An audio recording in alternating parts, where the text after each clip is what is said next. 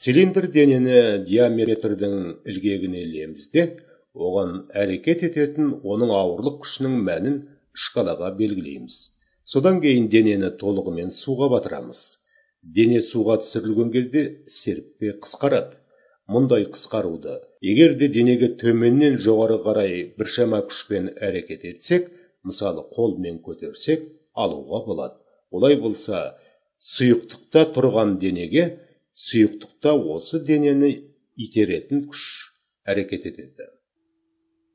Дененің сұйықтықтың ішінде жүзу мысалын су асты қайық атқарады.